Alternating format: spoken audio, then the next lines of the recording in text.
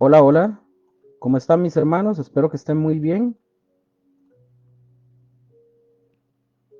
Vamos a ver si el audio se escucha bien.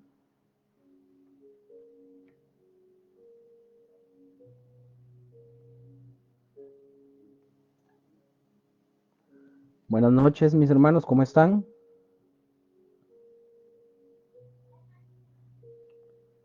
Ok, voy a probar el audio solamente para ver que todo esté en orden.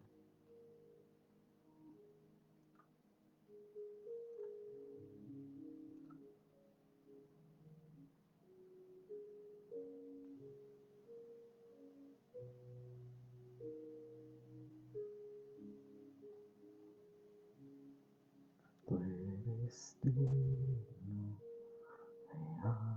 adoración.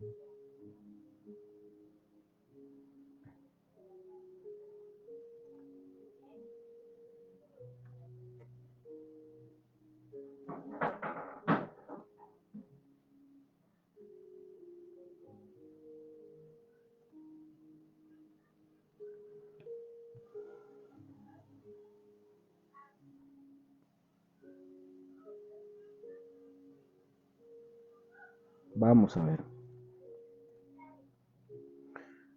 Hola Joseph, bendiciones. ¿Cómo está mi hermano? Espero que esté muy bien. Una consulta, ¿se escucha bien el audio? Ya que lo vi ahí, por mera casualidad.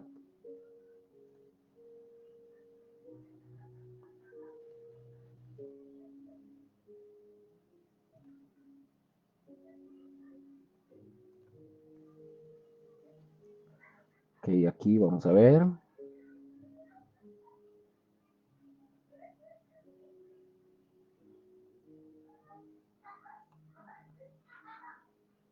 Ah, perfecto. Gracias, mi hermano.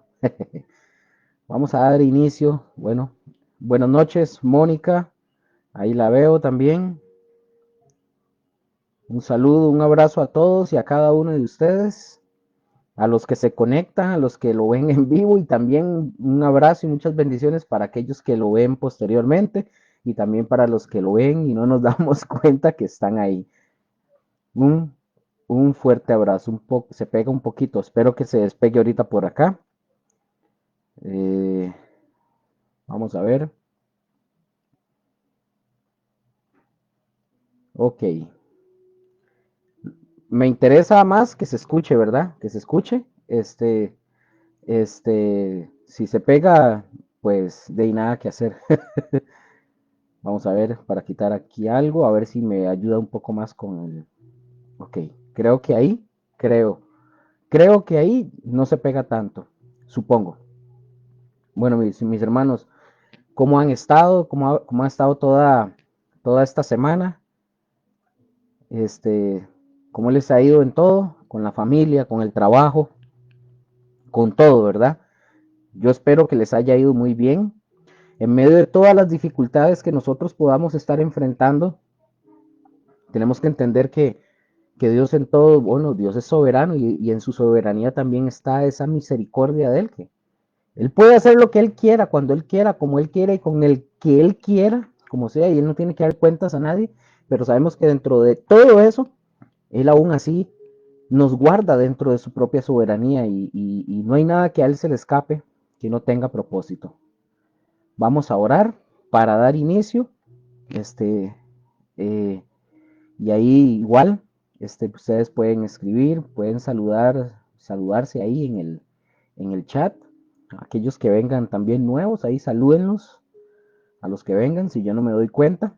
Entonces vamos a iniciar orando, dándole gracias al Señor, porque ha sido bueno con todos y cada uno de nosotros y definitivamente nos ha prestado la vida hasta hoy. Si nosotros vemos cómo están las cosas en el mundo, los accidentes, ¿verdad? El ser humano, cómo ha ido perdiendo esa misericordia y eso para con su prójimo, ¿verdad? De pleitos, etcétera. Tantas cosas que suceden. Vi un video de aquí de un muchacho en motocicleta que fue y se le arrimó un carro por algo, me imagino que venían discutiendo. Alguien venía grabando en otro carro atrás y el chavalo de la moto pasó y le golpeó el retrovisor y el del carro sacó un arma y le disparó. Parece que no fue grave y tal, pero así está el mundo, así está el mundo. Oye, cuando nosotros estudiamos las escrituras, eh, nosotros encontramos que Jesús y la palabra incluso nos dice a nosotros que las cosas van a irse, la maldad va a ir incrementando, las cosas van a irse incrementando más y más. A veces nosotros creemos con que vamos a orar y vamos a pedirle a Dios de que tenga tales cosas. No, es que tiene que seguir el rumbo que ya el mismo Señor y la misma palabra establece y dice que es necesario que todas estas cosas acontezcan. Es necesario. Entonces todo esto va a acontecer, pero no para que nuestro amor, nuestra esperanza y todo lo que nosotros tengamos que ver para con Dios y para con el prójimo se tenga que apagar. Más bien es cuando más aferrados tenemos que estar a Dios, sabiendo que nuestro Redentor viene pronto. ¿Cuándo, Luker? Ni idea. Puede ser en cualquier momento. En cualquier momento. Pero de que viene, viene. Entonces, oremos para iniciar el estudio de hoy, dándole gracias al Señor porque Él ha sido bueno.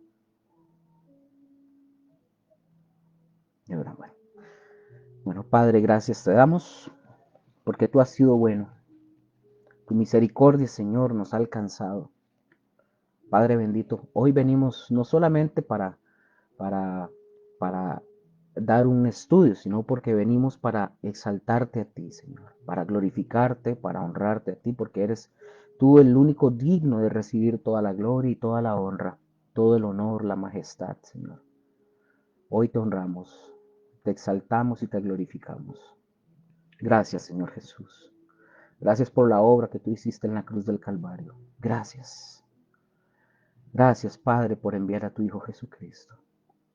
Padre, hoy en esta noche te pedimos que tú nos ayudes, que todo lo que haya en nuestro corazón, cualquier estorbo, cualquier cosa que haya una distracción o algo, para que nosotros aprendamos de tu palabra, aprendamos de lo que tú tienes para nosotros, que se ha quitado cualquier estorbo, cualquier distracción, Señor. Ayúdanos a estar atentos a tu palabra todos los días, en el nombre de Cristo Jesús. Bendigo a mis hermanos, a los que están ahorita, los que posteriormente verán el estudio, Señor, y a los que todo esto les vaya a llegar, Señor, que tu palabra les llegue. Los bendecimos en el nombre de Jesús, Señor. Te honramos y te bendecimos. Amén, amén y amén. Ok. Por favor, si por A o por B algo, si se pega o algo, me avisan, porfa. Ahí me pueden escribir. Aquí yo voy a tratar de verlo. Me escriben para ver qué pasa, si se fue la señal o algo así, por cualquier cosita. Cualquiera puede escribir y avisarme. Bueno, vamos a dar inicio. La semana pasada, ya nosotros habíamos iniciado terminamos de ver lo que fue la iglesia de Filadelfia, tremenda iglesia, ¿verdad? Tremenda iglesia. Y también iniciamos con la iglesia de la Odisea, ¿se acuerdan? Iniciamos con la iglesia de la Odisea y vimos bastantes cosas interesantes con esta iglesia.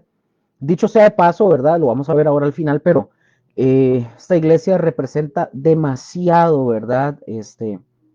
La iglesia que hoy nosotros vemos, una iglesia apóstata, autosuficiente, una iglesia que no tiene necesidad de nada, etcétera. Representa mucho la iglesia del día de hoy. Entonces ahí vimos cómo es el carácter, ¿verdad? De esta iglesia de la Odisea, todo, ¿verdad? Un sinfín de cosas que aprendimos y vamos a continuar ahorita. Hoy terminamos lo que es la iglesia, ya las 7, el mensaje a las 7 iglesias. Ya hoy, gracias al Señor, terminamos el mensaje de las 7 iglesias y entramos al capítulo 4. Ahorita vamos a terminar, obviamente, ¿verdad? Lo de la Odisea, pero como dije, ya al finalizar, más o menos finalizando, vamos a entrar al capítulo 4 de Apocalipsis, donde vamos a aprender también un montón de cosas, sin la idea de dogmatizar, ¿verdad? Ciertos puntos de creencias y cosas así, nada más vamos a estudiarlos y vamos a ver qué es lo que la palabra nos quiere enseñar, ¿verdad? Porque, repito, no es el hombre o la mujer que está sentado aquí enseñando, es la palabra de Dios y por la misericordia del Señor que Él nos permite tener un poquito, pero un poquitito de ese conocimiento para poder transmitirlo. Pero al final de cuentas el mensaje es lo esencial, es lo principal, es Cristo mismo, es la palabra. Nosotros solamente estamos como el mensajero. Habían hace muchos años, enviaban a un mensajero para que le leyera cartas románticas a la novia y decía, fulano dice esto y le leía. Básicamente nosotros somos el mensajero. Leemos solo la carta y listo. Eso es lo que nosotros hacemos. Y no somos la parte fundamental ni central de nada. Solamente somos siervos. Hoy en día las iglesias están llenas de gente que se autoproclaman apóstoles, profetas, algunos se autoproclaman pastores, maestros, y esos son los títulos pomposos. Pero no encontramos a nadie que diga, soy siervo. Y eso es lo que somos, siervos, esclavos. Eso es lo que nosotros somos. Más que títulos, más que posiciones, somos siervos. Quien se lleva el único, toda la gloria y toda la dignidad es nuestro Señor Jesucristo. Y lo hemos venido viendo en Apocalipsis, que Apocalipsis lo que nos refleja es básicamente es ese rey majestuoso que es Cristo Jesús. Es Él, es Él, es Él. Amén. Bueno, vamos a seguir con el estudio para no atrasarme con esto. Vamos a seguir con el estudio de la iglesia de la Odisea. Nos habíamos quedado en el versículo 16, ¿verdad? Ahí habíamos quedado. Nuevamente para todas aquellas personas que tal vez vienen por primera vez y ven estos videos, estos estudios, tengan la Biblia a mano.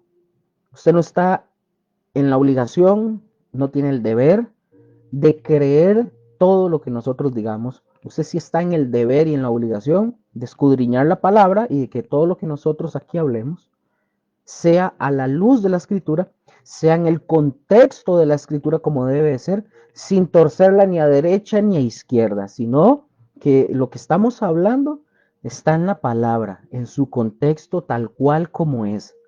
No que vengamos a sacarnos cosas debajo de la manga para decir, aquí este versículo dice que usted va a ser millonario o que usted va a tener un harén de mujeres o va a tener carros y va a ser... No, no, no, no. Vamos a ver qué es lo que dice la escritura. Usted está en el deber de pesar a la luz de las escrituras, de indagar, de investigar más allá de lo que usted ve aquí y escucha aquí. Amén. Entonces, dice el versículo 16, capítulo 3, versículo 16 de Apocalipsis. Estoy así como con un poquito de alergia, como por gripe. Entonces, si estornudo, sorry. Obviamente no al frente de la cámara. Entonces, dice capítulo 3, versículo 16 de Apocalipsis. Dice, ahí quedamos. Pero por cuanto eres tibio, le está hablando a la iglesia de la Odisea Jesús y le dice, por cuanto eres tibio y no frío ni caliente, te vomitaré de mi boca, le dice Jesús. Ya nosotros la semana pasada habíamos dicho, y hago la pregunta, ¿cómo están las iglesias en la boca de Jesús? ¿Cómo es que están? O pregunto, ¿cómo estaremos nosotros en la boca del Señor? O sea, cada uno de nosotros, ¿cómo estaremos en la boca del Señor? ¿Cómo estás tú? ¿Cómo estoy yo? ¿Estaremos fríos, calientes o estaremos tibios? Mis hermanos, vean, Cristo Jesús no tiene, y esto casi nadie le gusta porque la gente, repito, está acostumbrada a escuchar cosas bonitas, que escuchar que Dios los ama, que son las niñas de los ojos de Dios y todo eso, pero Cristo no tiene ningún interés en un cristiano tibio. Y ojo con lo que voy a decir, lo vuelvo a repetir, Cristo no tiene ningún interés en un cristiano tibio. ¿Por qué, Luker? Porque no vale nada. Ups, qué grueso suena eso. Uy, Luker, qué ofensivo. Para una generación frágil y débil, obviamente esto va a sonar ofensivo. Pero Cristo no, y esta es la realidad, Cristo no tiene ningún interés en un cristiano tibio. Y repito, porque no vale nada. Cristo prefiere trabajar, mis hermanos, con personas que arden, o personas que, o una de dos, mira, aquí tengo una falta ortográfica, o que están frías del todo, o personas que arden totalmente de energía. Jesús quiere trabajar con ese tipo de personas para poder hacer lo que les corresponde, o personas que tal vez nunca han oído hablar del mensaje de salvación y que están dispuestas a escuchar ese mensaje. Amén. Porque eso es una realidad. Yo la semana pasada, yo lo mencioné, yo he estado con hermanos, obviamente, ¿verdad? De la iglesia, con hermanos, con los que más batalla uno son con los cristianos. Porque el cristiano cree que porque va a la iglesia y porque tiene un pastor, y tal vez el pastor sea un buen pastor, enseña bien, creen que porque lo que aprendieron un domingo ya eso es todo. No, hombres, no saben, pero creen saberlo todo. No hay nada más bonito de verdad que trabajar o hablar con una persona de verdad que está atenta a escuchar. Atenta a escuchar. Amén. Bueno, vamos a seguir ahora sí, para pasar eso, porque habíamos quedado la semana pasada en el 16. Vamos a seguir en Apocalipsis capítulo 3, versículo 17, y vamos a ver lo que Jesús tiene en contra de la iglesia de la Odisea. Y repito, estamos a punto de terminar ya lo que son las 7 iglesias, y aquí Jesús le dice a esta iglesia qué es lo que tiene en contra de la iglesia de la Odisea. Dice, porque tú dices, yo soy rico y me he enriquecido y de ninguna cosa tengo necesidad. Y aquí Jesús les dice, y no sabes que tú eres un desventurado, miserable, pobre, ciego y desnudo. ¿Qué pasaba con esta iglesia de la Odisea? Ellos decían, yo soy rico, yo me he enriquecido y de ninguna cosa tengo necesidad. Así escucho yo a veces cristianos que dicen, una anécdota muy rápida. Hace unos años yo trabajaba para una universidad y yo en esa universidad tenía un compañero, él es creyente. Él me contaba unas historias de la iglesia donde él se congregaba, que ciertos hermanitos idolatraban mucho al pastor. Entonces me acuerdo que yo le compartí, le hago de él este libro para que ellos lo estudien y lo analicen, no sé qué. Entonces me dijo él, bueno, ya se los di, cuando ya supuestamente se los iba a entregar, y que ellos le dijeron, sí, sí, hermanito, Dios le bendiga. Ya nosotros sabemos todo eso. No lo ocupamos, hermanito, ya sabemos eso. Es decir, como diciendo, eso que usted nos quiere enseñar, ya lo sabemos. Sí, déjelo así, ya sabemos. Entonces, esta iglesia es algo similar, por eso dije a la iglesia del día de hoy, que dicen, yo soy rico, me he enriquecido y de ninguna cosa tengo necesidad. La iglesia de la Odisea, mis hermanos, si nosotros lo vemos, tenía pobreza espiritual, y Jesús se los dijo, una tremenda y enorme pobreza espiritual. Yo no sé si ustedes se acuerdan de la otra iglesia de Esmirna, que le decía, más bien Jesús le decía que ellos eran pobres, ¿verdad? Eran pobres, pero que eran muy ricos espiritualmente al final de cuentas. Pero esta iglesia de la Odisea decía que ellos eran ricos, pero en realidad eran unos pobres espiritualmente.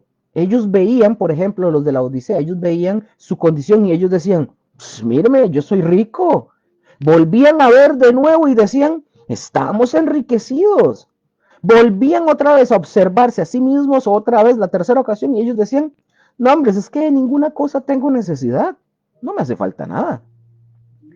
Esto es lo que hoy nosotros, ¿verdad? Hoy en el siglo XXI, nosotros le llamaríamos a esto la autoestima de los creyentes de la Odisea, que era totalmente desproporcionada, dicho sea de paso. Cuando nosotros encontramos aquí la frase, cuando dice, el texto bíblico dice, tú dices, es una especie de autofelicitación. Es decir, la Odisea se autofelicitaba, como tú dices, o sea, hablando a sí mismo, como se veían al espejo y decían, wow, qué bárbaro, qué apóstol, wow. Es que es por mí que la gente cae a los pies de Cristo, todo ese tipo de cosas. Los de Sardis, por ejemplo, tenían un nombre o una reputación delante de los demás, pero los de la Odisea manifestaban una vanagloria basada totalmente en su propia autoestima, estaban engañados. Entonces, aquí utiliza el pronombre personal tú, en singular, pongan atención, en singular, para enfatizar que se dirige a la iglesia como un todo. Es un mensaje para la iglesia en general. Dice, yo soy rico y me he enriquecido y de ninguna cosa tengo necesidad, dicen los de la Odisea. Esta, mis hermanos, es una manifiesta declaración de autosuficiencia. Aquí la frase enfática que dice, soy rico, O sea, he obtenido riquezas y continúo siendo rico. O sea, eso es lo que decía la Odisea. Toda esta frase equivale a decir, o sea, me he enriquecido mediante mi propio esfuerzo. Es lo que ellos están diciendo básicamente. Los de la Odisea, mis hermanos, confiaban básicamente en sus propios méritos, en sus propios méritos. Hoy hay cristianos igual que creen que creen que son salvos por sus propios méritos o que Dios les debe algo porque ellos fueron a evangelizar o porque llevaron gente a la iglesia o porque les dieron una bolsa de víveres a alguien. No, o sea, la Odisea, por ejemplo, era una iglesia, era una pobre, rica iglesia. Abundaba en intelectualidad, sí, eso era evidente, en intelectualidad, en estética, en organización, en programas, en propiedades, en números, en obras de justicia, pero espiritualmente, mis hermanos, estaban en la quiebra, estaban quebrados básicamente. La Odisea había confundido la ruina con la riqueza, el retroceso, por ejemplo, el retroceso con la revitalización, básicamente. Entonces, la autosuficiencia de los creyentes de la iglesia de la Odisea se hace muy, pero muy notable, por ejemplo, en la frase cuando dice, y de ninguna, aquí tengo otra falta, ¿qué pasa? Dice, y de ninguna cosa tengo necesidad. Y esta triste, mis hermanos, esta triste declaración parece destacar hasta al Señor, quien tiene, ojo con esto, quien tiene, el mismo Señor tiene que quedar fuera y llamar a la puerta. Porque básicamente está diciendo, y de ninguna cosa tengo necesidad, o sea, era por su propia autosuficiencia, que dejaron al Señor afuera. Pero aún así, ellos creían, ¿verdad? Ellos creían que ellos estaban con el Señor. Y lo interesante, ahora estaba escuchando, lo que me falta terminar, una prédica de Miguel Núñez, y él decía que muchos cristianos hoy en día, vienen a Jesús, vienen a adorar a Jesús, pero aceptan, reciben a Jesús, adoran a Jesús, pero no renuncian a sus ídolos, no dejan a sus ídolos, no renuncian a los ídolos que los siguen llevando porque no puede, pero no se puede. Al final de cuentas, están adorando según ellos a Jesús, cuando en realidad no lo están haciendo porque siguen cargando sus propios ídolos. Y aquí vemos a la iglesia de la Odisea, que ellos dicen, yo no tengo necesidad de nada, sin darse cuenta que Jesús ya lo habían dejado por fuera hace mucho tiempo. Pero los de la Odisea son completamente opuestos, por ejemplo, a lo que Mateo 5:3 dice, ¿verdad? El Señor nos dijo, o que el Señor nos dijo a cada uno de nosotros. ¿Qué dice Mateo 5:3? Pregunta, ¿vamos bien? ¿Se escucha bien ahí? No me he ido ni nada. Mateo 5:3 dice, bienaventurados los pobres en espíritu, porque de ellos es el reino de los cielos. Entonces aquí cabe hacer una pregunta. ¿Cuántos de nosotros somos pobres espirituales? ¿Cuántos de nosotros podemos reconocer nuestra pobreza espiritual? ¿Cuántos podemos hacerlo? Pues debemos reconocerla. Eso es lo que el Señor quiere de nosotros, que siempre reconozcamos esa pobreza, gracias Mónica, esa pobreza espiritual. Es decir, que siempre estamos nosotros necesitados del Señor.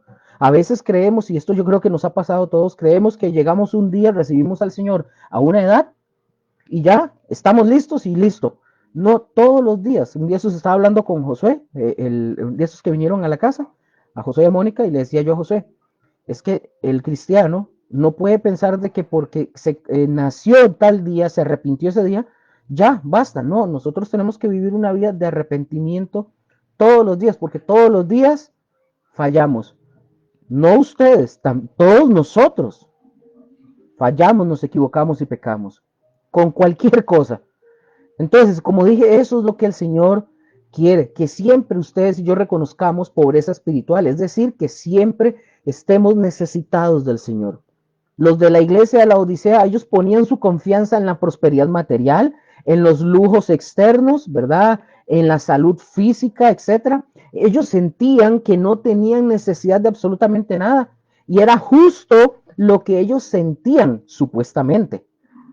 Alguien dijo Alguien dijo esta frase, leo para ustedes, alguien dijo esta frase: la pérdida de un sentido de necesidad, así como el adormecimiento que asedia a un hombre que se congela, es fatal.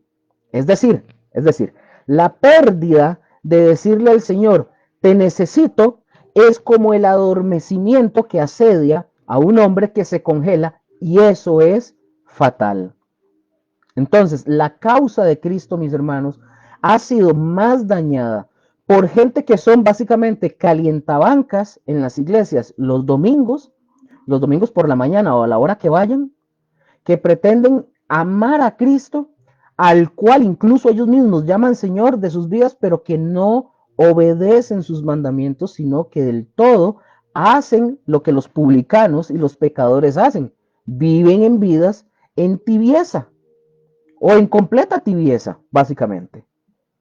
Y nosotros vemos cómo el Señor les responde a ellos y les dice de esta forma, y les dice Jesús: y no sabes, es decir, como Jesús diciéndole, realmente a los de la Odisea, realmente ignoras que tú eres un desventurado, miserable, pobre, ciego y desnudo. Así es como se expresa la valoración que el Señor hace de esta congregación. ¿Cuál? No sabes, o sea, ignoras, es decir, ni siquiera en teoría sugiere que los laodicenses no tenían percepción ni discernimiento espiritual. Ignoraban totalmente. O sea, no tenían la percepción ni siquiera el discernimiento espiritual. Y dice, tú eres. Es decir, tú mismo eres, es lo que les está diciendo. Esta frase, esta expresión es una enfática acusación que indica la culpabilidad del acusado. O sea, a los de la Odisea, ¿verdad? Ahora, no era, quiero que vean esto, no era que la iglesia de la Odisea no fueran, no es que los de la iglesia de la Odisea no fueran pobres espiritualmente. Ellos sí lo eran. Estaban ciegos hacia eso que está hablando Jesús. Jesús vio su condición, la condición espiritual obviamente, y les dice Jesús a ellos: eres desventurado, miserable, pobre, ciego y desnudo.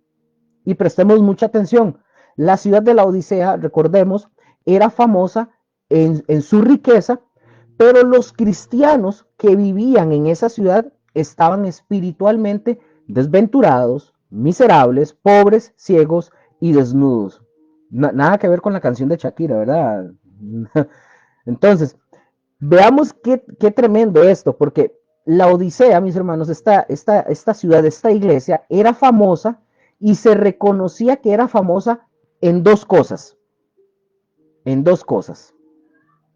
Si usted lo está apuntando, ya se los voy diciendo. En dos cosas. Número uno, el ungüento para sus ojos, que ya nosotros lo vimos al principio, pero que los cristianos de esta ciudad estaban básicamente espiritualmente ciegos. Vean qué interesante el contraste que hace, ¿verdad? El ungüento para los ojos, el colirio, pero los cristianos estaban ciegos espiritualmente. También la Odisea era famosa en su ropa fina. Para los cristianos de esta ciudad estaban espiritualmente desnudos. Estaban desnudos, pero tenían ropa fina, de marca, ¿verdad? Y le dice, tú eres, le dice Jesús. Y esto no es solamente opinión de Jesús. Hablando espiritualmente, mis hermanos, ellos eran todo lo que Jesús les dijo. Y lo que Jesús ve en ellos es más importante de cómo ellos se veían a sí mismos. Es más importante lo que Jesús ve de ustedes y de mí que lo que nosotros podemos ver de nosotros mismos. Es decir, podríamos decir que estamos muy bien. A veces nosotros decimos, no, hombre, todo está muy bien, maravillosamente. Cuando Jesús nos ve a nosotros, nos vuelve a ver y tal vez nos dice, usted no está como estos de la Odisea. Probablemente. Lo que Jesús ve en ellos, hablando de la Odisea, es más importante del cómo es que ellos se veían a sí mismos. La iglesia de Esmirna, por ejemplo, ellos pensaban que eran pobres, cuando más bien en realidad eran ricos, pero la iglesia de la Odisea que eran ricos cuando en realidad eran unos pobres. Ahora, nosotros podríamos decir que de esta iglesia, ¿verdad? De la Odisea, que todo comenzó con su ceguera espiritual. Es decir, si nosotros estamos ciegos, pues no vamos a poder vernos a nosotros mismos y ver que somos unos desventurados, unos miserables, y ver que somos pobres y desnudos.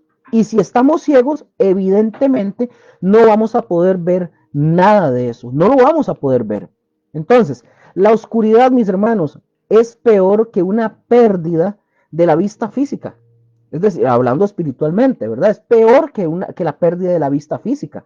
Y los de la Odisea son son típicos del mundo moderno, ¿verdad? Del mundo de hoy, los cuales se revelan en aquello de lo cual el ojo natural puede ver, pero no se conmueven por el evangelio y no van más allá del velo de lo material, a lo que no se puede ver, ¿verdad? A las verdaderas riquezas espirituales. Ahorita me acordé y Jesús dice, no me acuerdo ahorita, si lo tienen ahí lo pueden escribir. Jesús les dijo, o sea, que hiciéramos tesoros en el cielo, que hiciéramos tesoros allá donde el ladrón no roba, el orín no corrompe, etcétera, etcétera. Es exactamente lo mismo. Están más preocupados aquí el mundo moderno preocupado por las cosas materiales que por las riquezas espirituales. Entonces, ellos, los de la Odisea, ellos no ven eso, no lo podían ver, no ven esa comparación. El cristiano de hoy, mis hermanos, solamente se conforma con, es que el Señor me bendijo y no tengo necesidad de nada. Ay, qué lindo. No, ya no tengo que hacer nada, ya tengo lo que necesito, ya tengo la esposa, ya tengo la novia, ya tengo el trabajo, ya tengo el carro, ya tengo la casa. Estoy feliz con eso. Ya no hago más nada, ahora me relajo. No. Amén. Vamos bien ahí todos. Voy dándome a entender bien. Es que es por la gripilla que voy así como en pausa. Apocalipsis capítulo 3, versículo 18 al 20. Vamos a ver lo que Jesús quiere que la iglesia de la Odisea haga y que es la última, repito, de las 7 iglesias. Y le dice Jesús. Apocalipsis 3, versículos 18 al 20. Dice, por tanto, aquí está hablando Jesús, por tanto, yo te aconsejo que de mí compres oro refinado en fuego para que seas rico y vestiduras blancas para vestirte y que no se descubra la vergüenza de tu desnudez y unge tus ojos con colirio para que veas. Yo reprendo y castigo a todos los que amo. Sé pues celoso y arrepiéntete. He aquí yo estoy a la puerta y llamo. Y si alguno oye mi voz y abre la puerta, entraré a él y cenaré con él y él conmigo. En el texto griego, mis hermanos, en el original, cuando nosotros leemos el original, no aparece la expresión por tanto, no aparece, sino que inicia con un verbo que es te aconsejo, así, pero abrupto, te aconsejo. Este es del griego y del Strong, aquí se los voy a compartir en la barra de los comentarios.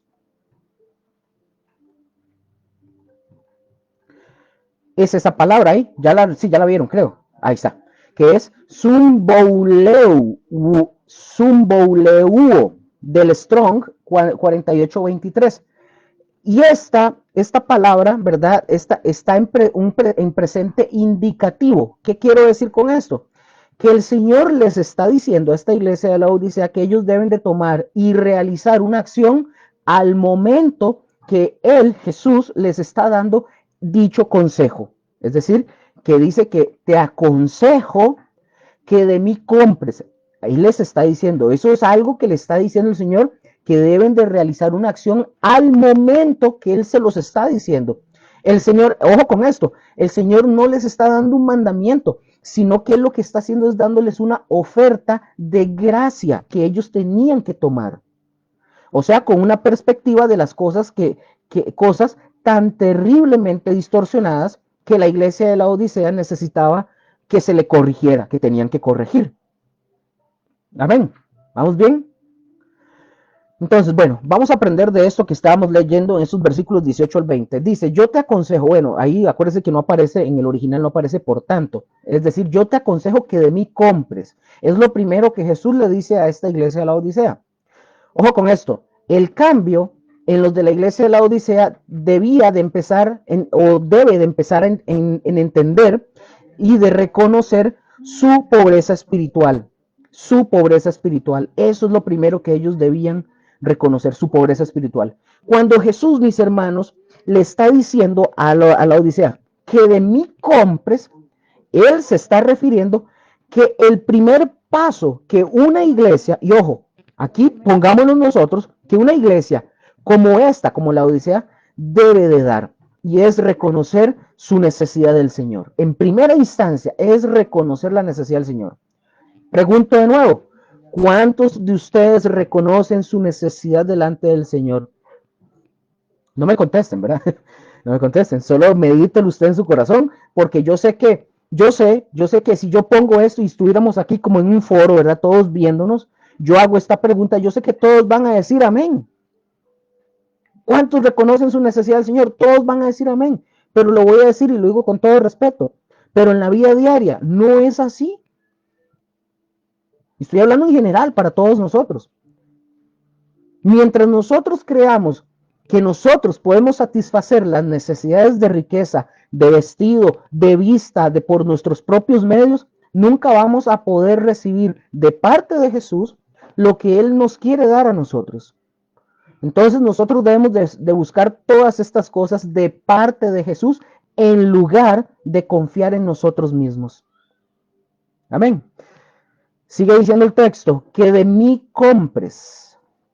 Que de mí compres. Bueno, aquí esta expresión sugiere un acto que debe de realizarse con urgencia. Cuando vemos esa expresión que dice que de mí compres, no lo tomen como algo pasivo. Es algo que sugiere, aquí sugiere el texto, que debe realizarse con urgencia. En realidad, mis hermanos, los de la Odisea estaban en quiebra, estaban quebrados. Nada, no tenían ni siquiera puntos para sacar crédito de absolutamente nada, estaban quebrados. Por lo tanto, no podían comprar absolutamente nada. Pero no era esto, hablando espiritualmente, esto no era una cuestión de dinero material, no es de plata, no es de billete, no es de bitcoins, no es de cuánto tengo yo ahorrado, si tengo, ¿cómo se llama? Inversiones. No, nada de eso, no tiene nada que ver con dinero material. Las cosas mencionadas en este versículo son imposibles de adquirir con dinero. Por ejemplo, me viene a la memoria ahorita el pasaje de Isaías 55.1. ¿Qué dice el pasaje de Isaías 55.1? Aquí lo tengo, dicho sea de paso. Dice, a todos los sedientos, venid a las aguas, y los que no tienen dinero, venid y comprad y comed. Vean qué lindo lo que dice. Venid y comprad sin dinero y sin precio, vino y leche. Wow. El precio, mis hermanos, que la Odisea debía de pagar era el abandono de su estado de complacencia y de egocentrismo. Este mensaje también es para nosotros. La exhortación aquí de Jesús es que de mí compres, dice Jesús, de mí. Pone de manifiesto el hecho de que Cristo era, aquí Jesús, ojo, pone de manifiesto el hecho de que Cristo era la única esperanza para esta congregación. La respuesta al grave problema espiritual en los de la Odisea y en cualquier otra congregación, sea donde usted y yo estemos, es restablecer la correcta conexión con Cristo Jesús. Por lo tanto, mis hermanos, ¿qué debemos de buscar nosotros en Jesús? ¿Qué debemos de buscar?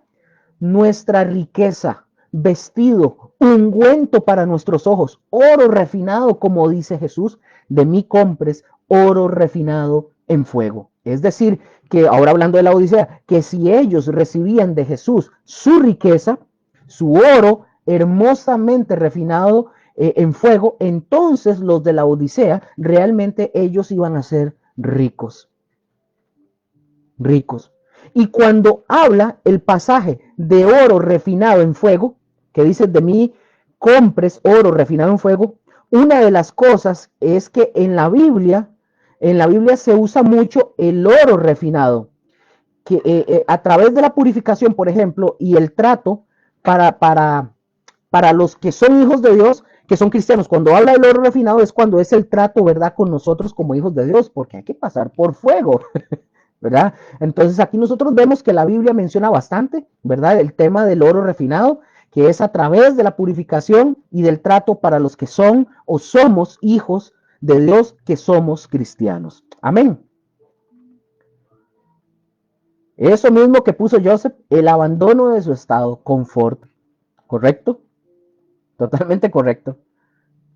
Entonces, por ejemplo, en Primera de Pedro, capítulo 1, versículo 7, hablando de la fe, que así como el oro, ¿verdad?, es refinado en el fuego, así la fe, para ver de qué calidad es la fe que nosotros tenemos. Vean lo que dice Primera de Pedro 1:7, dice, para que sometido a prueba vuestra fe, ojo, vean qué bonito, mucho más preciosa que el oro, el cual, aunque perecedero, se prueba con fuego, sea hallada en alabanza, gloria y honra cuando sea manifestado Jesucristo. En Mateo capítulo 6, versículo 19, Mateo 6, 19 al 21, Jesús dio, mira aquí, qué bárbaro, tengo varias faltas ortográficas, pero tremendas. En Mateo 6, 19, 21, Jesús dio esta enseñanza hablando del oro del Señor, del oro, ¿verdad? Del Señor refinado. Dice, no os hagáis tesoros en la tierra, donde, bueno, aquí lo van a ver, donde la polilla y el orín corrompen y donde ladrones minan y hurtan, sino haceos tesoros en el cielo, donde ni la polilla ni el orín corrompen y donde ladrones no minan ni hurtan, porque donde esté vuestro tesoro, allí estará también vuestro corazón. Entonces aquí esto es fácil de entender, ¿verdad? Eso es sencillo. Pregunto, ¿en dónde está nuestro corazón realmente? ¿Dónde está el corazón nuestro? No me contesten, ¿verdad? ¿En las cosas celestiales? ¿Estaremos ustedes y yo de verdad haciendo riquezas celestiales o seguimos nosotros afanados en este mundo queriendo hacer las cosas terrenales? No me responda, usted analícelo usted en su casa. Ahora, no solo dijo Jesús, compra de mi oro refinado en fuego, sino también dijo, y vestiduras blancas para vestirte, le está diciendo a los de la Odisea. Es decir, si ellos van a recibir de Jesús la cobertura pura y santa que es Jesús quien la da, entonces a los de la Odisea se les darían vestiduras para que no se descubra la vergüenza de la desnudez de ellos. Se dice, mis hermanos, que los comerciantes de la Odisea, ellos eran famosos, en la Odisea ellos eran muy famosos por un tipo de lana negra brillante, que era utilizada para dar hermosura a los vestidos. Pero vean qué interesante. Hagámonos nosotros de cuenta que Jesús dijo esto. Digamos que Jesús dijo, yo conozco el negro magnífico con el cual el mundo te puede vestir. Y digamos que Jesús les dijo, pero yo tengo vestiduras blancas para vestirte. O sea, en el mundo, así básicamente es en el mundo, nosotros podemos buscar los mejores vestuarios y aparentar ser súper bendecidos por Dios. Pero las mejores vestiduras, mis hermanos, son las que Jesús nos da a nosotros. Así es simple. Son las vestiduras que el Señor nos da a nosotros. Sigue diciendo el Señor, y unge tus ojos con colirio. Es decir, si los de la Odisea recibieran a Jesús, recibirían sanidad de su vida espiritual, serían capaces de ver también. Y la verdad, ellos no ven porque no reconocen su ceguera espiritual. Era por eso que no podían ver. Veamos, por ejemplo, lo que dijo Jesús en Juan capítulo 9, versículo 39 al 41. Aquí Jesús había sanado a un ciego de nacimiento y los fariseos, o sea, los religiosos, lo habían expulsado a este hombre de la sinagoga. Después Jesús en el camino se encuentra de nuevo a este hombre y le dice, perdón para corregir esto acá, ¿crees en el Hijo de Dios? Le dice Jesús y le dice él, ¿quién es para que yo crea en él? Entonces Jesús le responde, el que está enfrente tuyo. Y dice el texto, ¿verdad? Que el hombre, el que era ciego, se postró y le dijo, creo, Señor. Pero después viene lo siguiente. Versículo 39 al 41 dice, dijo Jesús, para juicio he venido yo a este mundo, para que los que vean, para los que no ven, vean, y los que ven sean cegados. Entonces algunos de los fariseos que estaban con él, al oír esto, le dijeron, ¿acaso nosotros somos también ciegos? Versículo 41. Jesús le respondió, si fuerais ciegos, no tendríais pecado. Mas ahora, porque decís, vemos, vuestro pecado permanece. ¿Qué quiere decir esto? Mientras ellos no reconozcan o no reconozcas tu ceguera espiritual, tu pecado está ahí. Así es simple. Entonces, ¿cuál era el pecado, por ejemplo, de la iglesia de la Odisea? La autosuficiencia, el orgullo, una vida light, como decimos hoy en día, ¿verdad? Una vida light, como puso ahí Joseph, el confort, ¿verdad? Una vida tibia, sin compromiso, sin entrega al Señor, que dicen, pero no hacen. Es como dice un amigo mío, ¿verdad? José Pablo Mora, tiene un dicho que es perfectísimo y él dice, más hace el que quiere que el que dice que puede, que el que dice que puede y no quiere. Repito ese dicho de Pablo, aquí lo estoy tomando, y es, más hace el que quiere que el que dice que puede y no quiere. Así de sencillo. Así que eso es ceguera, porque no reconocen su condición. Así es simple. Amén. Entonces Jesús les dice, de mí compres. Hago la pregunta del millón. ¿Cómo podemos comprar cosas nosotros de Jesús? ¿Acaso nos las ganamos por medio de nuestras buenas obras? No. En lugar de eso, Jesús de seguro nos diría, ¿verdad? Si fuera el caso, toda esta, toda esta autosuficiencia tuya debe ser gastada en la labor de tomar de mí. Es como si Jesús lo estuviera diciendo. Y todas estas necesidades que les mencioné, hasta hablando Jesús, desventurado, miserable, pobre, ciego, desnudo. Y le dice, suponiendo que Jesús le diga, usa tu autosuficiencia, pero para tomar de mí, no de ti.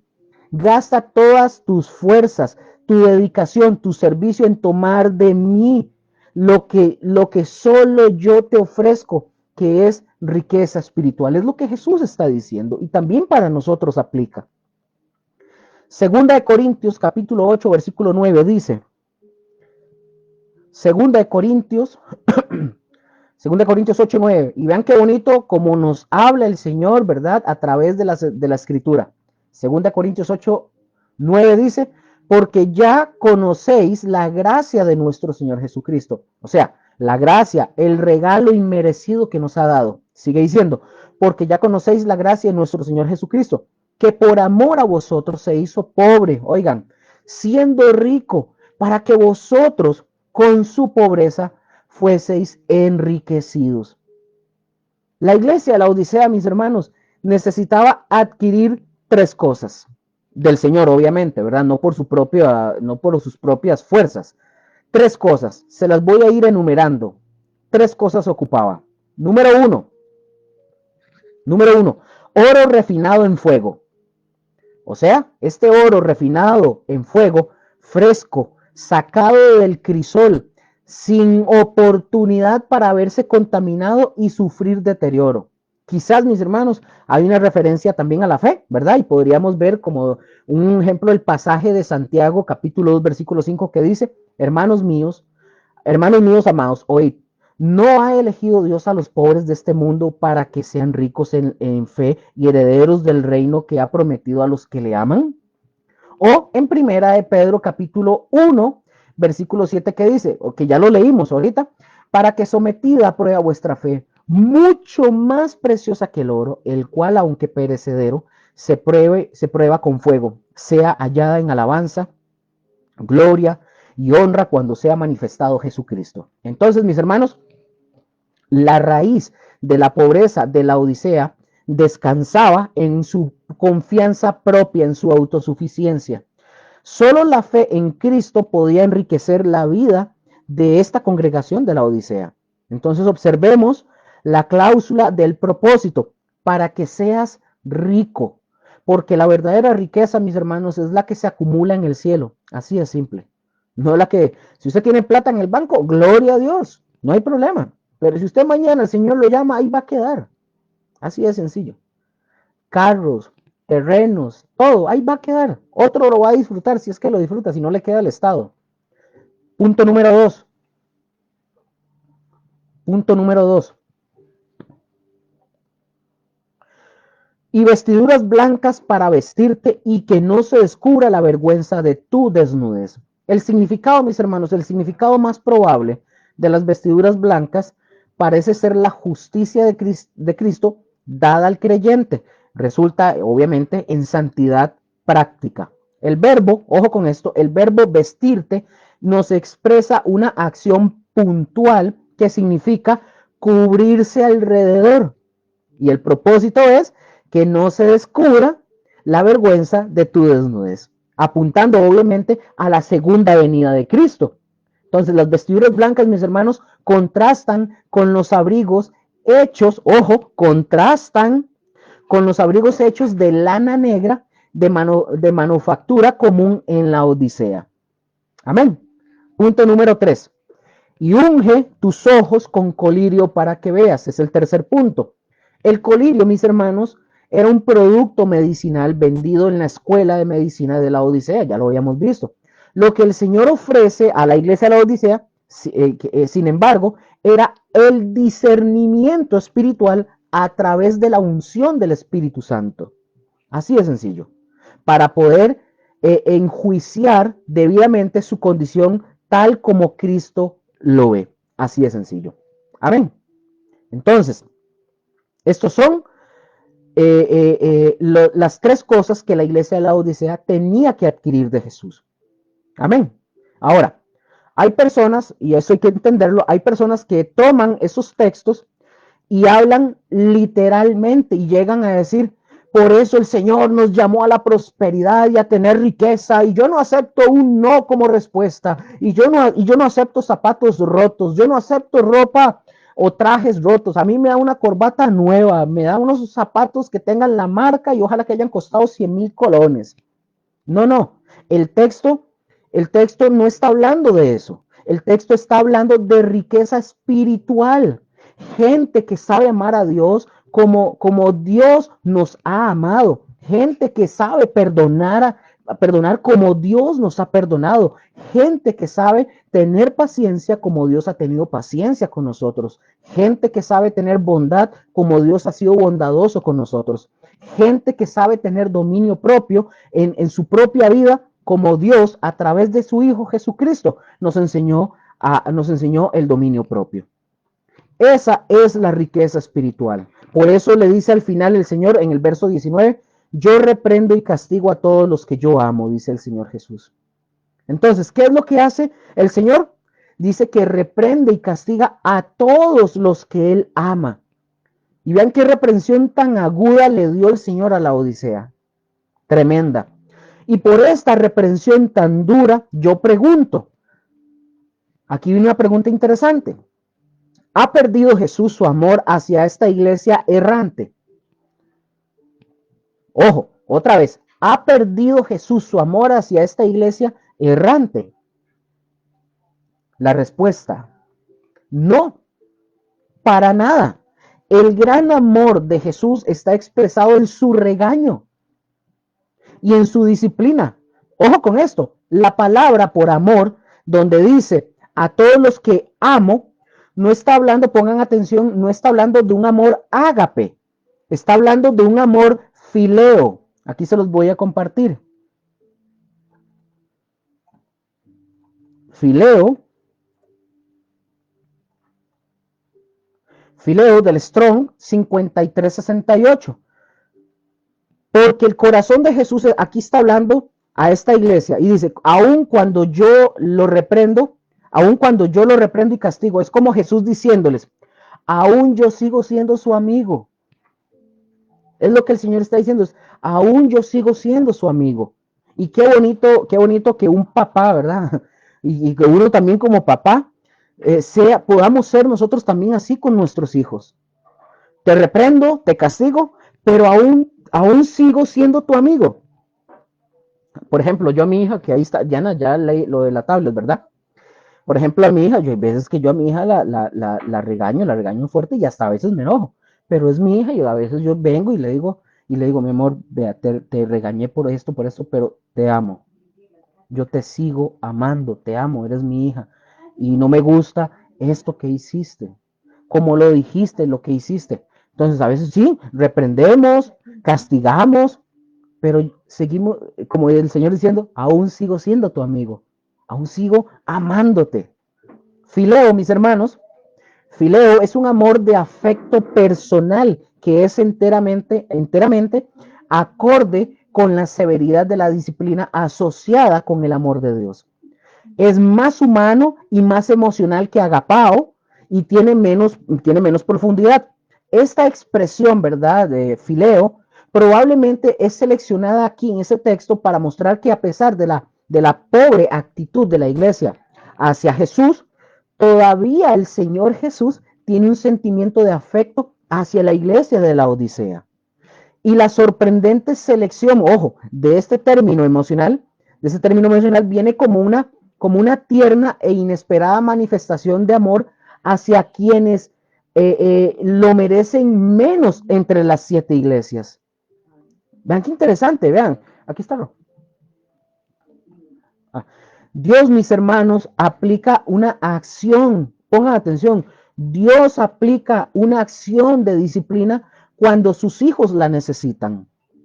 La disciplina, pongan atención porque es interesante, la disciplina puede ser en forma de reprensión, o sea, yo reprendo, cuando dice Jesús, yo reprendo. Cuando dice, con el efecto, pongan atención, con el efecto de un reconocimiento de culpa. Es decir, cuando el Señor reprende o disciplina, el efecto en nosotros tiene que haber, que nosotros tengamos un reconocimiento de una culpa. También, ojo con esto, también puede manifestarse como castigo. Y el verbo castigar significa, vean qué interesante, el verbo castigar significa entrenar niños. Castigar y corregir también significa. Pero castigar significa entrenar niños. Vean qué interesante. Eso significa castigar, entrenar niños.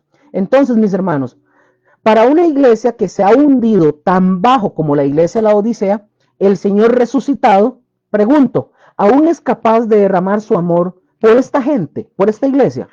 Totalmente, sí. Yo no sé si ustedes se acuerdan cuando Israel estaba a punto de entrar a la tierra prometida. Bueno, ahí nosotros vemos a Moisés y esta es otra generación, porque la primera generación, como Dios lo había dicho, quedó muerta en el desierto. Ahí murieron. Y esta nueva generación ya estaban a punto de entrar y empezaron a quejarse, igual que la primera generación. Ay, es que ahora, ¿qué vamos a beber? Ay, es que nos vamos a morir de sed. Ay, es que qué calor. Por todo se quejaban.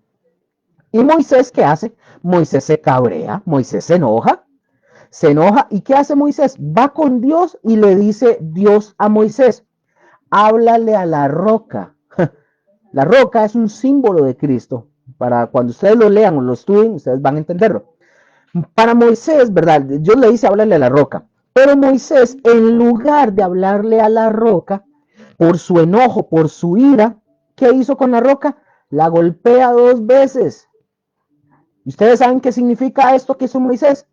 Hablando de la actitud de Moisés, él creía que Dios no iba a ser capaz de perdonar a este pueblo que era terco, cabezones, eran necios, eran errantes. Y eso es lo mismo con la iglesia de la Odisea. Nosotros podríamos pensar, por ejemplo, como a una iglesia así, cómo el Señor puede derramar su amor sobre ella. Pues sí, así lo hace. La palabra utilizada aquí para amor, mis hermanos, es una muy selecta. Y es esta palabra que tiene el significado de un afecto personal muy intenso. Alguien podría decir o alguien dice, debemos de ver a través de la ira, de la corrección de Dios, la dulzura de su semblante amoroso. Como por un arco iris, ¿verdad? Nosotros vemos una hermosura, Vemos una hermosa imagen de la luz, por ejemplo, ojo con esto, ojo. Voy a repetir esto para que lo entiendan. Como por un arco iris. Nosotros vemos una hermosa imagen de la luz del pecado en medio de una nube oscura, pero llena de agua. Ese es el Dios, mis hermanos, que nosotros tenemos. Debemos de darle más bien gracias al Señor. Así como Dios es, Él está esperando que nosotros seamos, que tengamos esa clase de amor como cristianos, como predicadores, como maestros, como instrumentos, como herramientas, como siervos, como lo que sea. Y pregunto, ¿cuántos predicadores, bueno, de los que están aquí, cuántos predicadores aman a sus santos? Aman a sus santos lo suficiente como para arriesgar su resentimiento por obedecer. Redarguye, reprende, le dijo Pablo a Timoteo, pero le dijo a Timoteo, hazlo con mansedumbre. Y le dice, sé pues celoso y arrepiéntete. Le dice el Señor y les manda a los de la Odisea a que ellos tomen una decisión para arrepentirse y para continuar siendo celosos. O sea, cambien sus caminos, no vean por sus propias riquezas y recursos, porque en realidad están en bancarrota, están quebrados, deben más de lo que creen. Den la vuelta, dice Jesús, y véanme a mí, dice Jesús. Voy a leerles lo que dice dos comentarios. Voy a leer textualmente lo que dicen esos dos textos, de esos dos comentaristas. Bueno, es un solo comentarista. Dice, cuando tú y yo estemos en nuestros lechos, pongan mucha atención, vea lo que dice este comentarista. Cuando tú y yo estemos en nuestros lechos de muerte, pienso que hemos de lamentarnos sobre todas las demás cosas, de nuestra frialdad de corazón, sobre nuestros pecados. Quizá este reposará como el más pesado sobre nuestro corazón y conciencia. No viví como debí haber vivido, no fui tan serio en la causa del Señor como debí haberlo sido. Entonces nuestros fríos sermones, como fantasmas bajo las sábanas, marcharán frente a nuestros ojos en una serie de temores. Aquí está hablando, ¿verdad? Este hombre está hablando para el predicador, hacia la persona que predica. Es decir, lo está confrontando para que viva una vida bien consagrada y de temor hacia el Señor. Y sigue diciendo este comentarista, dice, entonces comenzarán nuestros días descuidados, cada cual con su apariencia, a mirar justo en nuestros corazones, haciendo que nuestra sangre se hiele en nuestras venas.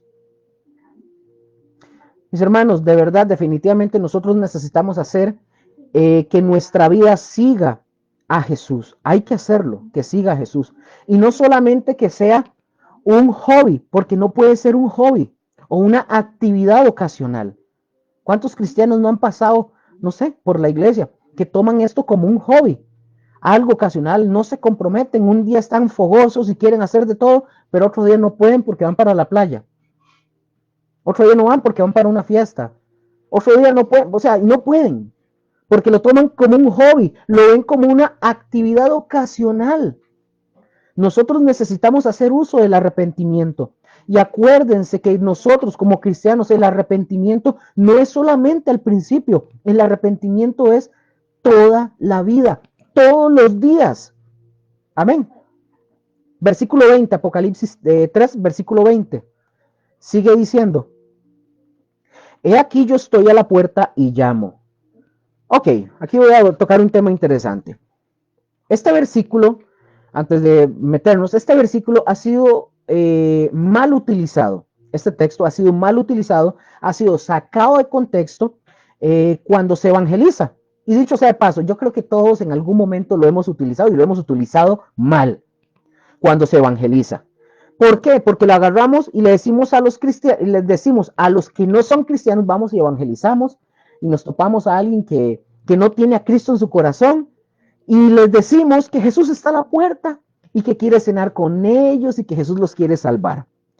Pero otra vez, caemos en un error o caímos en algún momento en el error porque este texto no está dirigido al inconverso, no está dirigido al no creyente y mucho menos para usarlo de una manera inapropiada en la evangelización. En la evangelización, ya que este texto, dicho texto, ¿verdad? Está claramente dirigido a la iglesia. Vean lo que dice. Eso lo estoy diciendo para los que no lo sabían. Yo sé que aquí ya algunos ya lo saben, pero para los que no lo sabían y si lo están haciendo y usando ese texto, no es para la evangelización de los no creyentes. Dice el texto, he aquí yo estoy a la puerta y llamo. Aquí dice Jesús, y esto a mí me gusta un montón. ¿Por qué, Luker? Dirán, porque Jesús le da a esta iglesia tibia de la Odisea, le da la gran invitación. Jesús viene y hace, pim, pim, pim, pim, toca la puerta pidiendo poder pasar para venir y cenar con nosotros, en el sentido de compartir calor y tiempo íntimo con nosotros. Y esto, mis hermanos, pongan atención, y esto solo va a suceder si nosotros respondemos a su llamado. Si alguno oye mi voz, pongámonos a pensar en esto. Jesús es soberano. Sí, mis hermanos. Jesús es poderoso. Sí. Jesús es Dios. Sí. Entonces, básicamente, Jesús podría agarrar esa puerta a patadas, derribar la puerta a golpes, sin necesidad de estar clamando y tocando la puerta. Podría despedazarla y hacerla polvo, astillas, si él quisiera. Podría entrar y sentarse adentro y hacer lo que a él le da la gana, vulgarmente. Él podría hacer lo que él quisiera. Pero mis hermanos, Jesús es un caballero. ¿Y qué hace? Toca la puerta. Toca la puerta. Y la clave, ¿sabe cuál es? Si alguno oye mi voz. Si alguno oye mi voz. Abrir la puerta está en eso, básicamente. Está en eso. De eso depende. Porque, mis hermanos, si el Señor nos está reprendiendo y nos está exhortando para un cambio en nuestra vida y nosotros no escuchamos, pues qué triste, porque hemos perdido esa hermosa invitación de parte de nuestro Señor Jesús. Ojo con esto, porque Jesús, al quedar excluido de la vida espiritual, hablando de la iglesia, al quedar excluida de la vida espiritual, los miembros de la iglesia de la Odisea, Jesús está metafóricamente en la puerta de su corazón y toca para poder entrar. Podríamos compararlo, por ejemplo, con Santiago 5:9, que dice, hermanos, no os quejéis unos contra otros, para que no seáis condenados. He aquí, el juez está delante de la puerta. Es nada más como compararlo, ¿verdad? Entonces, mis hermanos, el Señor Jesús toca en forma insistente para llamar su atención de esta iglesia, de tal manera que nadie pueda llegar a decir un día, ninguno va a poder decir un día que el Señor no llamó. No, yo en ningún momento escuché, nadie va a poder decir eso. Y el Señor los llama en forma individual, no grupal, individual, al tocar la puerta de su corazón, como si los dueños básicamente estuvieran durmiendo, como que si la persona estuviera durmiendo. Entonces, la tensión se da en la responsabilidad humana, mis hermanos, pongan atención, la tensión se da en la responsabilidad humana de ir a la puerta y responder a quien quiere entrar. Amén. ¿Me estoy dando a entender? ¿Vamos claros con todo esto? Ay, esta mosquita. Sigue diciendo, yo estoy a la puerta. Yo estoy a la puerta. Aquí algunos han querido hacer como una escena así, ¡ay, pobrecito! Pareciera como una escena triste. Aquí también tengo otro error. Pareciera una escena triste, ¿verdad? Jesús ahí parado, llevando frío, como que cae la nieve, pobrecito. No, ¿sabes? Jesús parado allá afuera tocando, ¿verdad? Para poder entrar. No. A la iglesia, por ejemplo, recordemos algo, a la iglesia de Filadelfia le dijo que la puerta estaba abierta, ¿se acuerdan? Abierta la puerta de esta iglesia. Pero la iglesia de la Odisea, su puerta está cerrada para Jesús. Y la puerta del cambio, la puerta, la prueba de respuesta es que oye la voz del Señor y dice, y el Señor, y dice, abre la puerta, es decir, como el Señor diciendo, como que si la persona dijera, Señor, te quiero a ti, Señor, te necesito a ti, Señor, no puedo sin ti. Perdóname, Señor, yo me he equivocado, de verdad creyendo que todo lo que yo tenía y que nada necesitaba, pero hoy, al reprenderme, al confrontarme, Señor, con tu palabra, yo me doy cuenta que yo te necesito. Entonces, esta es la declaración de Jesús y dice, he aquí yo estoy a la puerta y llamo. Si alguno, no dice, si todos en conjunto oyen, no, si alguno oye mi voz y abre la puerta, aquí esta frase, mis hermanos, se podría traducirse de la siguiente forma. He aquí, he tomado mi posición frente a la puerta y estoy llamando. Así se traduciría.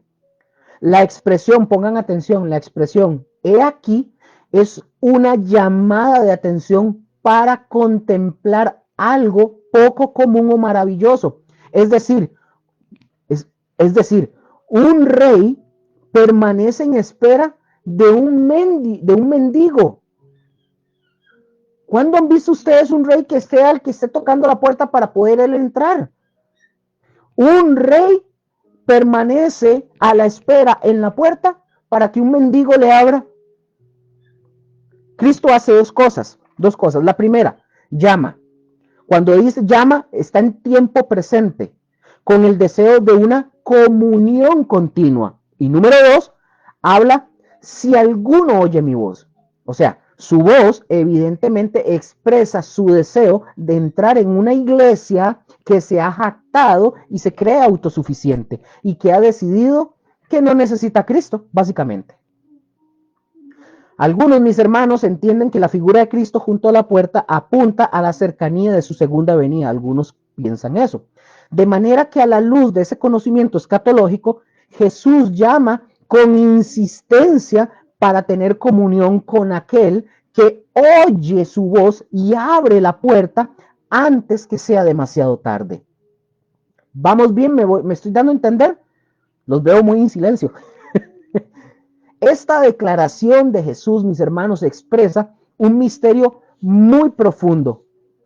¿Por qué esperar hasta que alguien le abra la puerta? Esta es la pregunta. ¿Por qué esperar hasta que alguien le abra la puerta? Él es todo un caballero. Si nosotros no queremos, básicamente, Él nos va a dejar tranquilitos. Así que el ocupante, es decir, el creyente, el ocupante debe abrir la puerta, se debe de arrepentir de su orgullo, de su autosuficiencia, de su sabiduría humana, de su neutralidad cobarde, de esa tibieza en la que vive ese creyente. Y vean, mis hermanos, esto nos habla de la gran paciencia del Señor y de verdad qué paciente ha sido el Señor con cada uno de nosotros.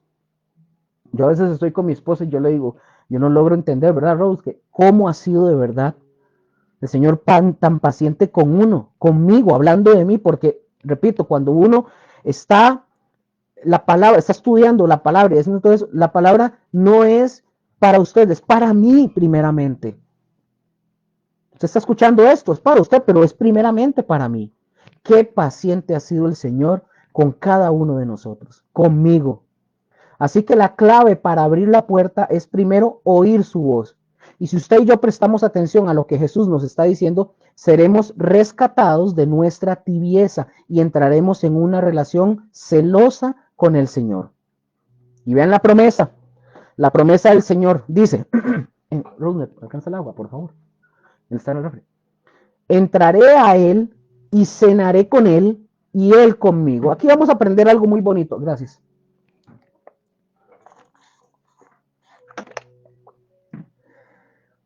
Vean qué bonita, qué promesa de verdad. Entraré a Él y cenaré con Él y Él conmigo. Qué promesa la del Señor si se abre la puerta. Él entrará y dice que la palabra que Él promete que va a entrar y luego va a cenar con nosotros. Vean qué interesante. Habla de una comida en específico. Algunos dicen, bueno, cenaré, lo toman normal porque lo leemos así, pero habla de una comida en específico, una comida íntima. En esos tiempos, en aquellos tiempos, mis hermanos, de los tiempos de Jesús, había una comida que se le llamaba en griego el deinon. El deinon, aquí se los voy a compartir. Aquí se los voy a compartir. El deinom. ¿Qué es el deinom, Luker? Bueno, esta era una comida principal del día. Esta comida principal del día era un asunto de relajación, no de un almuerzo rápido, no de que usted llegaba a comer, póngale porque es que me quedan 15 minutos y tengo que entrar. No, esto era una cena, no un almuerzo rápido porque tengo que ir a hacer cosas. Esto era una cena o una comida principal del día y repito, era un asunto de relajación, no de almuerzo rápido. El Deinon del Strong 1173. Esta comida, el Deinon, habla de compañerismo y habla de una profundidad en la relación. Y esa comida es la que Jesús se está, está refiriéndose con cenaré con él y él conmigo. Es decir, una comida especial con el Señor, porque Jesús nos quiere en una comunión íntima con él, no de carreras, no como cuando estamos orando por los alimentos, Señor, y todos a comer como animales. No, no, no, no. Esta cena habla de la comunión espiritual entre Cristo y el creyente fiel. Allí habrá perfecta comunión con el Señor en intimidad y santidad. Observemos que esta promesa se cumplirá solo si se cumple con la condición de oír su voz y abrir a la puerta. El Deimnon. ¿Sabían eso? Ahí lo pueden escribir. Lo conocían, ahí lo pueden estudiar. Apocalipsis capítulo 3, versículo 21, una promesa de recompensa.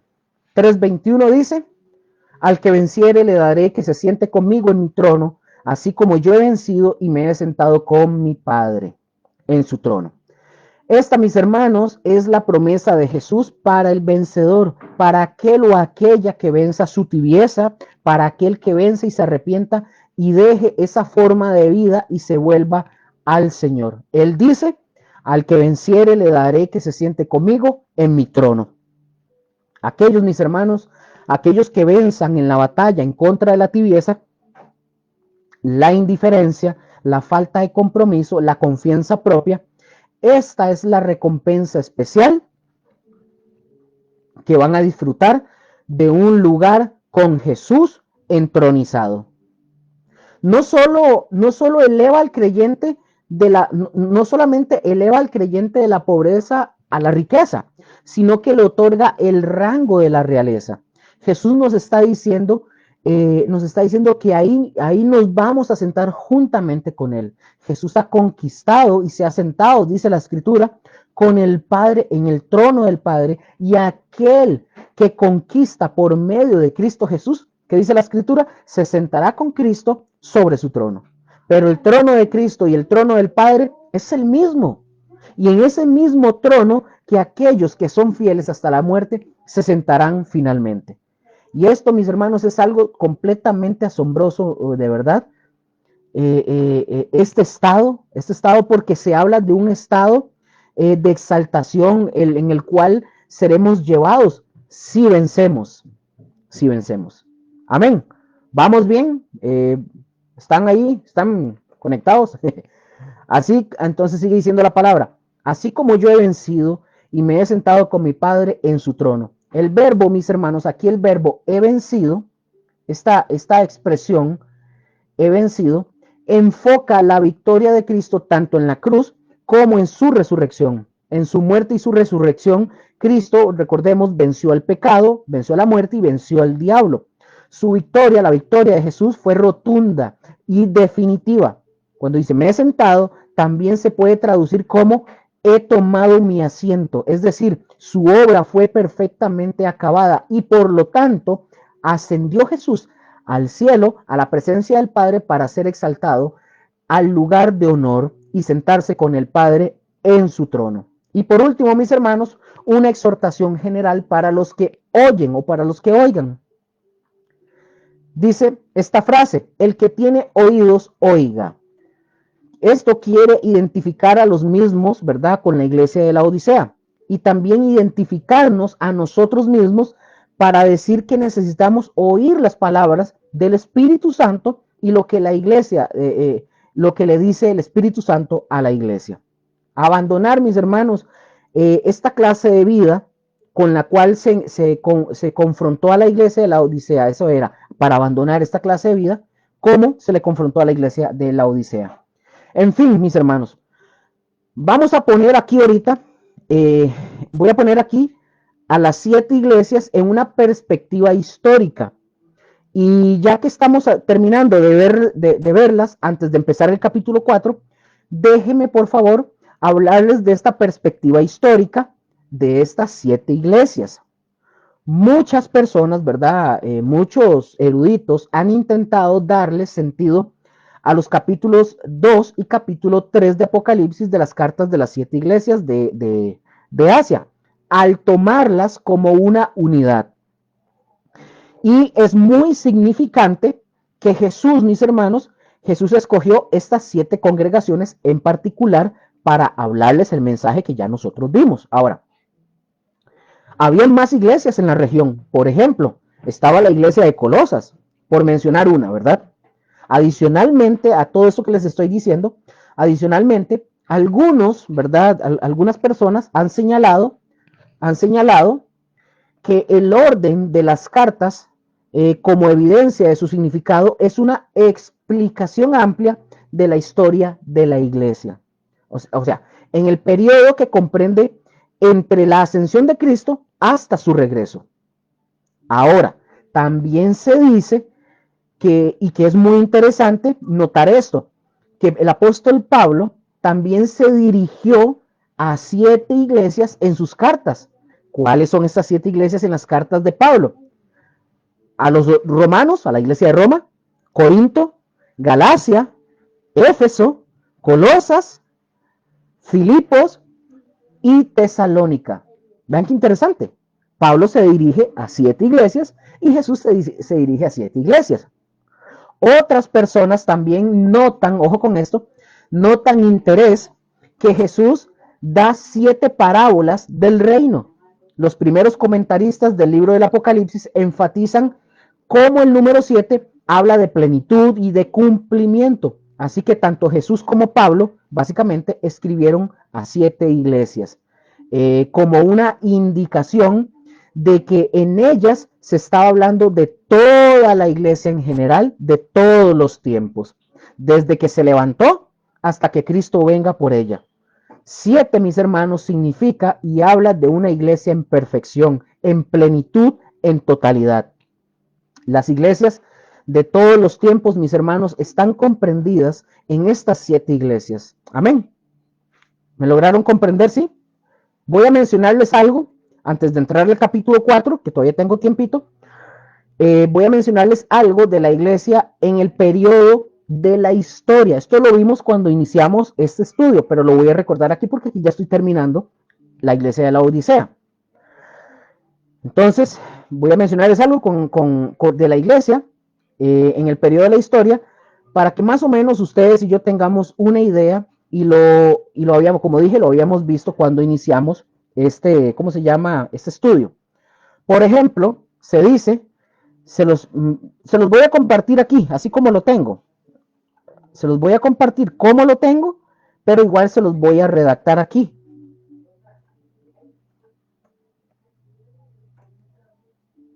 Creo que ahí sale. Para ver. Ajá, ahí está. Entonces aquí igual, se los voy a decir tal cual como está ahí, como se los puse. Punto A. La iglesia de Éfeso fue la era apostólica desde el 33 después de Cristo a los 100 años después de Cristo, que se refiere a la iglesia de Éfeso, ¿verdad? La iglesia de Esmirna fue la era de la persecución, del año 100 al 313 después de Cristo. Número 3. La iglesia de Pérgamo se le reconoce que fue la era imperial de la iglesia en el año 314 al año 596 después de Cristo.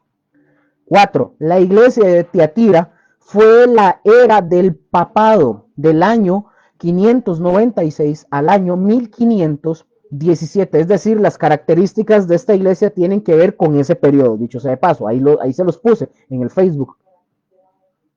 5. La iglesia de Sardis fue la era de la reformación o de la reforma del año 1517 al año 1750. Número 6. La iglesia de Filadelfia se le conoce que fue la era misionera de 1750 al 1900. Y número 7, la iglesia de la Odisea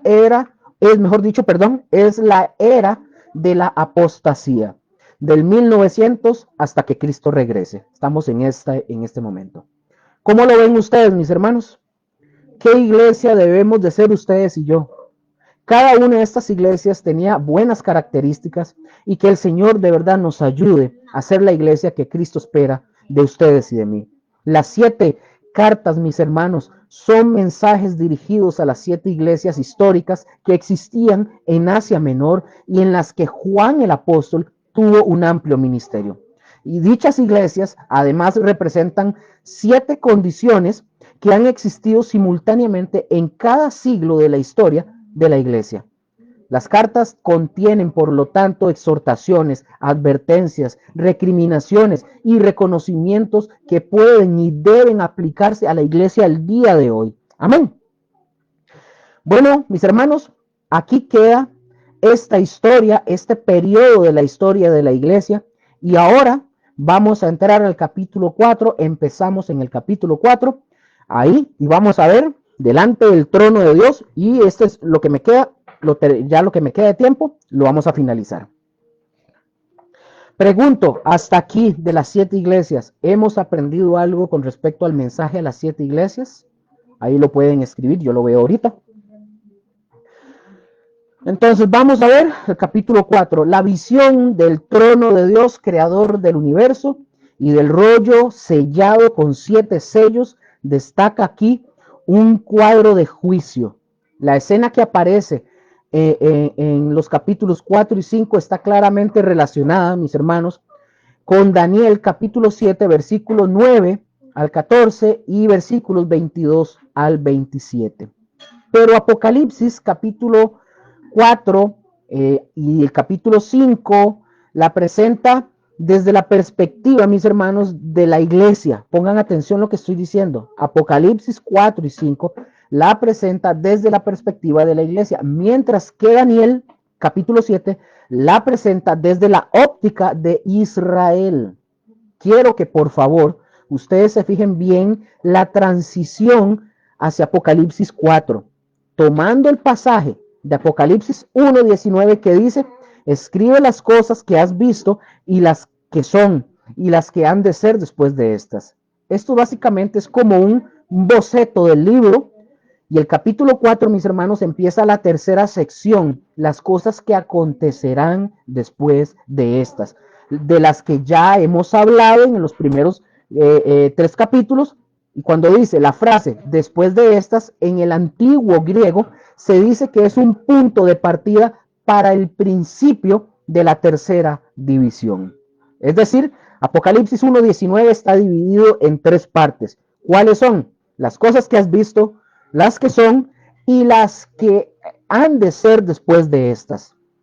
El capítulo 4, mis hermanos, el capítulo 4 empieza con una perspectiva celestial observando hacia la tierra. Ojo con esto. Una perspectiva celestial observando hacia la tierra, es decir, del cielo a la tierra. Ahora, la Biblia tiene otras importantes referencias del cielo. Por ejemplo, les voy a dar los pasajes como lo es, por ejemplo, Isaías capítulo 6, versículo del 1 al 8. Es aquella escena cuando se le revela un trono alto y sublime y alguien sentado y que sus faldas dice que llenaban el templo, y los serafines que daban voces de un lado a otro diciendo: santo, santo, santo Jehová de los ejércitos. Y es en Isaías esta visión. Pero otra visión celestial es en Ezequiel 1, donde nosotros encontramos y vemos que se le da una revelación celestial de 4 seres con las caras, que tenía que ver con Jesucristo. Pero también, mis hermanos, el tabernáculo simbólicamente describe el cielo. Así que para borrar esto, un error acá. Así que en la descripción de las cosas celestiales, mis hermanos, Juan va a utilizar símbolos. Sin embargo, no todo es simbólico. Quiero que entendamos eso. Juan va a utilizar símbolos, pero no todo es simbólico. Aunque Juan va a usar símbolos, no todo lo que aparece en la escritura es simbólico. Por ejemplo, en las parábolas de Jesús, esto es un ejemplo, muchos de los detalles son simplemente descriptivos, no simbólicos, y no tiene o no se tiene la intención de llevar un significado especial por sí mismo. Es decir, hay algo en el mensaje que Dios nos quiere dar, y esto es lo mismo en Apocalipsis. Amén. Entonces, debemos de tener en mente, ojo, debemos de tener en mente la naturaleza de los símbolos. El símbolo, pongan atención, el símbolo siempre es menos que la realidad, pero la realidad del cielo es aún más grande que la descripción que tenemos del cielo. Es decir, ¿qué quiero decir para que me entiendan? Que lo que nosotros tenemos acá es una chispita que se nos revela en la palabra, pero la realidad del cielo es mucho más grande que todo lo que a nosotros se nos revela en esa pequeña chispita. ¿Me doy a entender? Entonces, es muy poco, pongan atención, es muy poco lo que nosotros podamos saber del futuro o del estado, saber del estado futuro. Pero podemos estar pero muy seguros que sabemos tanto lo que es bueno para nosotros que deberíamos estar contentos con aquello o con lo que se nos ha revelado. ¿Me doy a entender? Si Dios desea, por ejemplo, si Dios desea que nosotros sepamos, deberíamos estar satisfechos si Dios desea que nosotros no sepamos, deberíamos estar satisfechos con no saber. Pero si el Señor nos revela algo, pues debemos estar contentos con lo que nos revela el Señor. Él siempre dijo, las cosas ocultas pertenecen a Dios y las reveladas a nosotros. Deuteronomio 29:29. Amén. Así que lo que nos ha dicho sobre el cielo es lo necesario para que nosotros conozcamos y saber que un día vamos a ser llevados allá al cielo y un día conoceremos realmente la gran multitud y toda esa belleza del cielo. Ahorita son chispitas los que estamos viendo. Apocalipsis 4, mis hermanos, hasta el capítulo 19, nosotros vamos a tener una sección principalmente que pertenece al juicio de Dios sobre el mundo precediendo al reino terrenal de Jesús, o sea, antes de su reinado. El periodo conocido se le llama como penas mesiánicas o la gran tribulación. Cualquiera de esos dos, así se le conoce. Los juicios de Dios, mis hermanos, son anunciados por un libro de 7 sellos, 7 trompetas, 7 señales y 7 copas que derraman la ira de Dios. Y Apocalipsis 4, mis hermanos, lo que hace es introducirnos al lugar de donde sale el juicio. ¿Y cuál es ese lugar de donde sale el juicio? El trono de Dios en el cielo. Amén. Hasta ahí quedamos claritos. Ya vamos a terminar. Ya la siguiente semana, y les voy a decir algo ahorita. Aquí Juan entra al cielo. Vamos a Apocalipsis capítulo 4, versículo 1 y entramos en materia y ya terminamos con este poquito que vamos a ver. Apocalipsis 4, versículo 1, Juan es llamado al cielo y dice el texto, pongan atención. Después de esto miré y he aquí una puerta abierta, está hablando Juan, una puerta abierta en el cielo. Y la primera voz que oí, como de trompeta, hablando conmigo, dijo, sube acá y yo te mostraré las cosas que sucederán después de estas. Mis hermanos, aquí no le gustaría algo así, ¿verdad? Que haya sido llevado también como el apóstol Pablo y como Juan al cielo y que se le mostraron cosas increíbles. ¿A quién no, verdad? Bueno, un día eso va a suceder.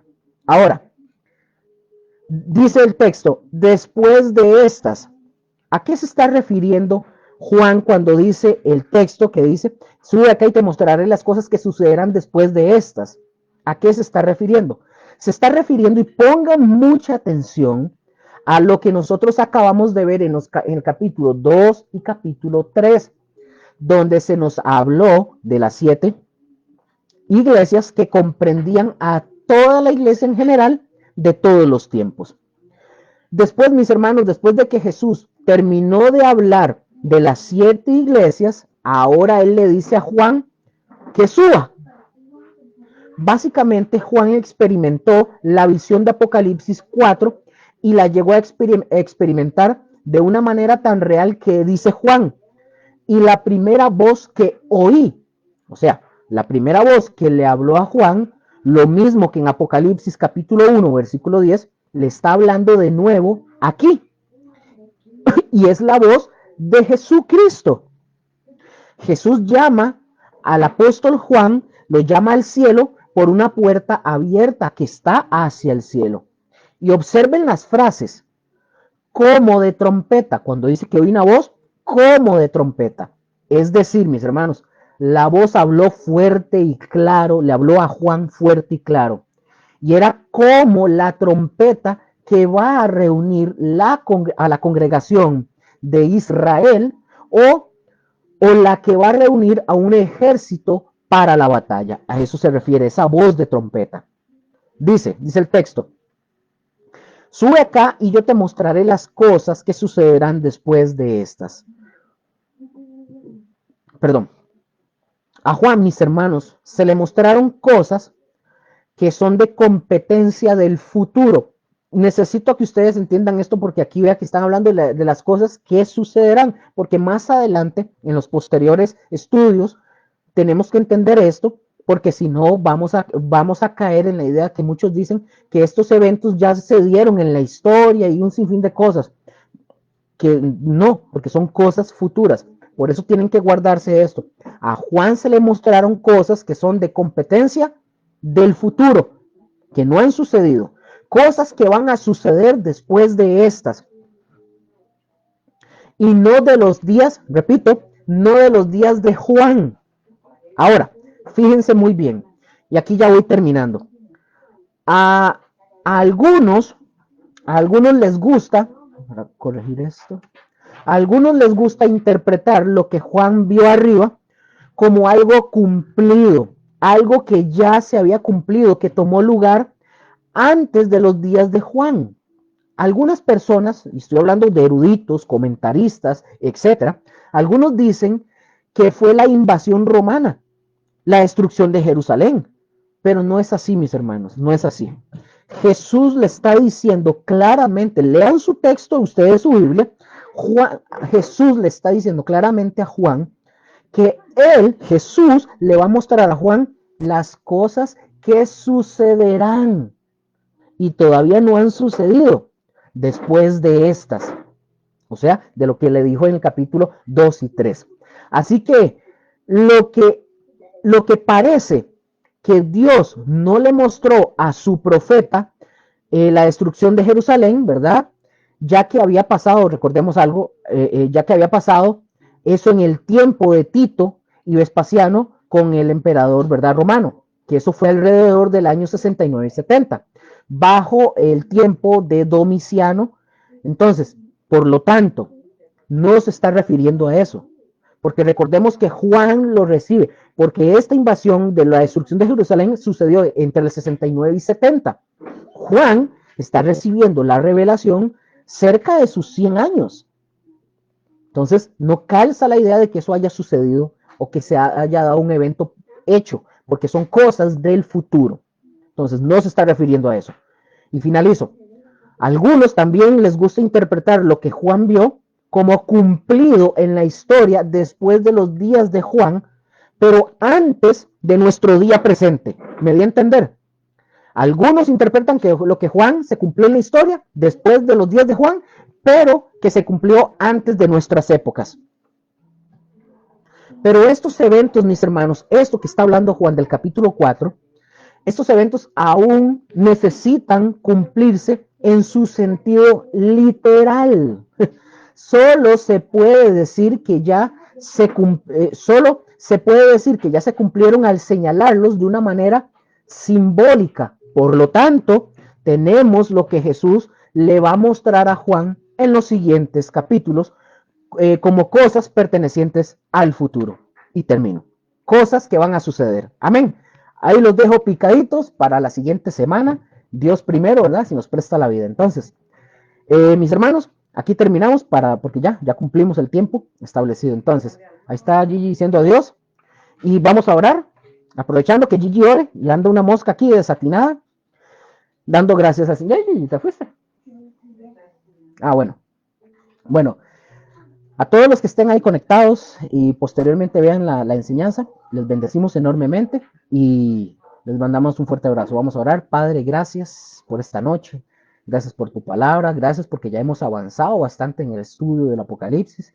Ya estamos entrando al capítulo 4. Gracias, Padre.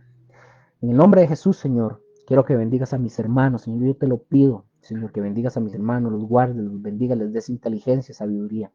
Llévalos con bien en donde estén, en sus trabajos, Señor, en sus finanzas, en su salud, en su matrimonio, en sus hijos, en todo, Señor, en lo que emprendan. Bendícelos y guárdalos. Y, Señor, síguenos, Señor, sosteniéndonos, guardándonos, y que tengamos siempre hambre y sed de conocerte más y más. Gracias por tu palabra, Señor. Gracias por tu palabra. Gracias, Cristo Jesús. Amén, amén y amén.